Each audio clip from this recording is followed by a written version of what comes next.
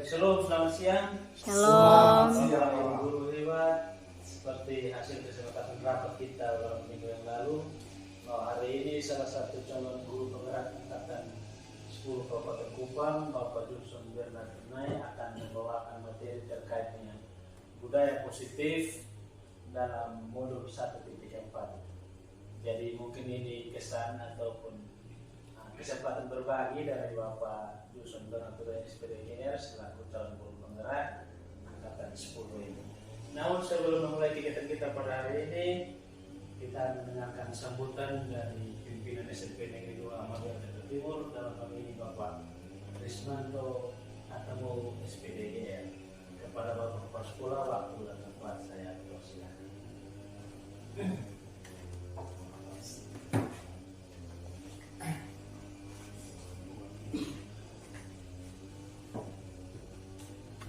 Shalom. Shalom. Selamat siang buat kita semua. Yang saya hormati Bapak Johnson Bernard Tunai SPDGR selaku calon guru penggerak angkatan 10. Yang saya hormati Bapak Ibu guru semua, SMP Negeri 2 Magelang Jawa Timur.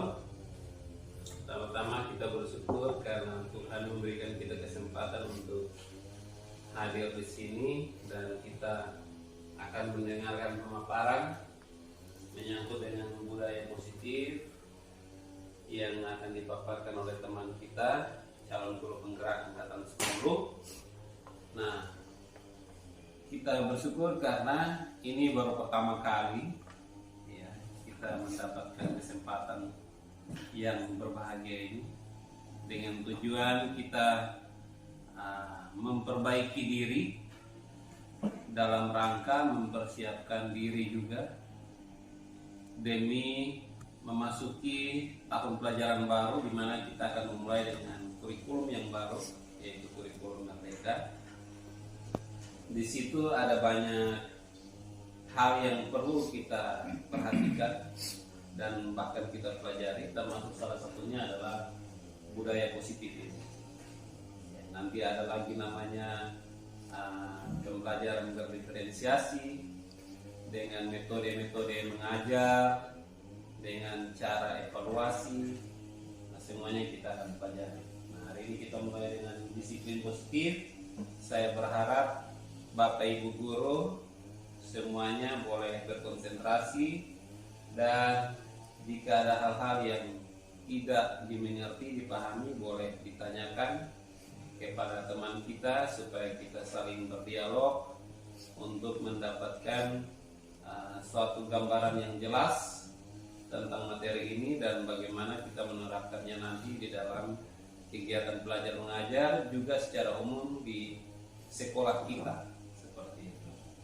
Itu saja yang saya sampaikan dan saya persilahkan kita semua menyimak, dan teman kita yang pemateri juga jika ada pertanyaan mohon diberi penjelasan sebaik-baiknya sehingga kita semua bisa berkontribusi positif dalam kegiatan ini. Sekian, dan saya kembalikan kepada pembawa acara.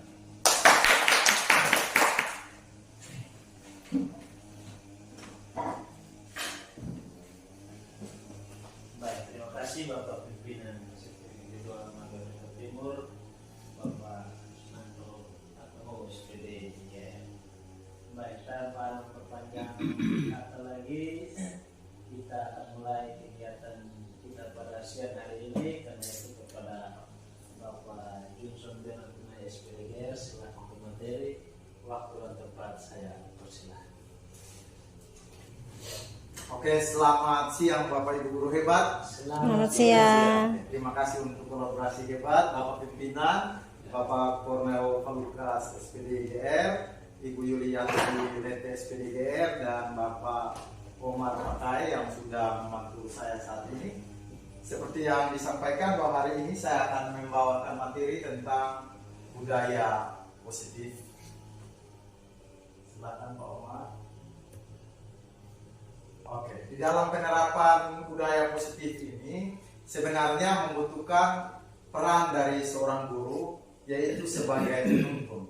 seperti yang disampaikan oleh Bapak tokoh pendidikan nasional kita, yaitu Bapak Ki Hajar Dewantara, yaitu seorang guru yang baik adalah seorang guru yang mau menuntun, mau mengayomi, dan bahkan memperlihatkan atau menuntun juga tingkah laku yang ada pada anak didiknya, sehingga setiap anak didiknya bisa mencapai kebahagiaan baik dirinya sendiri maupun di lingkungan masyarakat.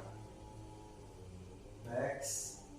Oke, di dalam penerapan budaya positif ini, selain membutuhkan seorang guru yang sebagai pemimpin atau penuntun, maka dibutuhkan yang namanya disiplin positif yang pertama, yang kedua itu motivasi perilaku manusia, yang ketiga posisi restitusi, yang keempat keyakinan sekolah atau kelas, lalu yang terakhir adalah segitiga restitusi. Oke, kita mulai dari yang pertama, disiplin positif Bapak Ibu Guru.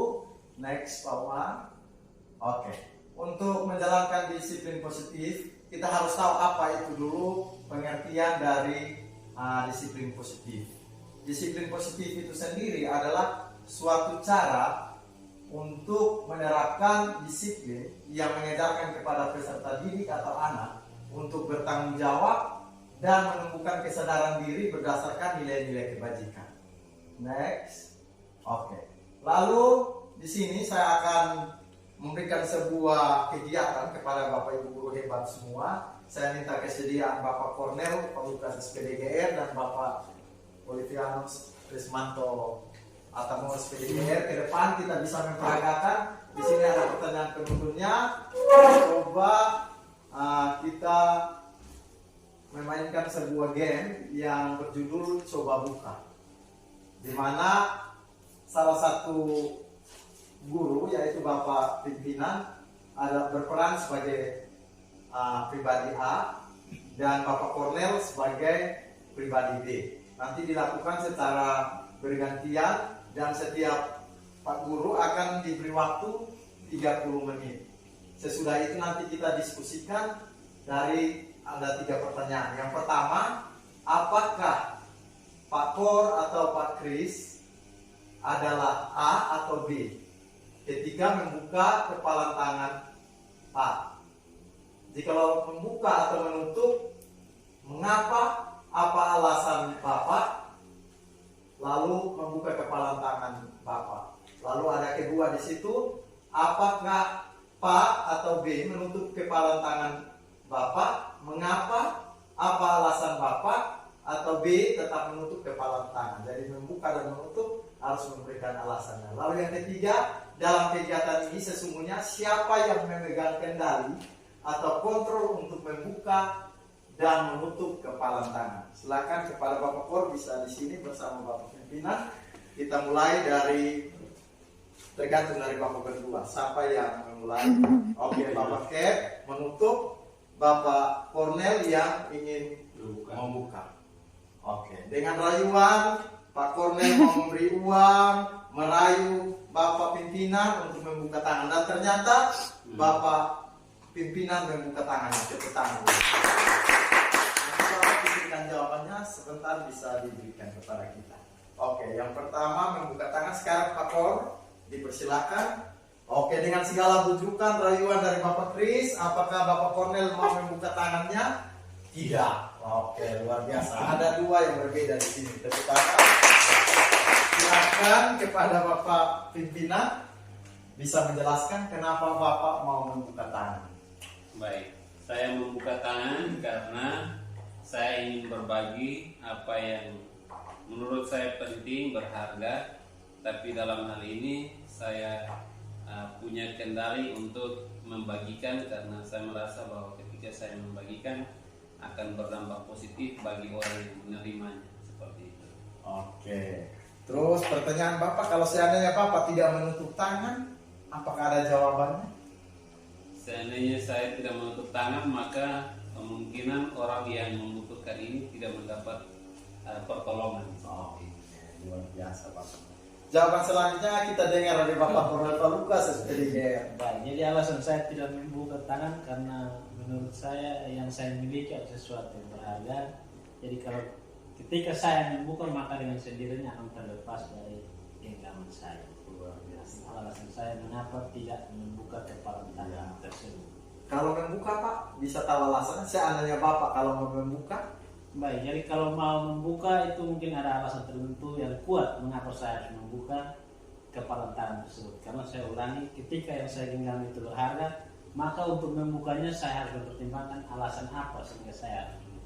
luar biasa. Terima kasih jawabannya. Bapak berdua silakan kembali next Pak Omar. Nanti kita akan bahas games yang sudah kita mainkan di sini.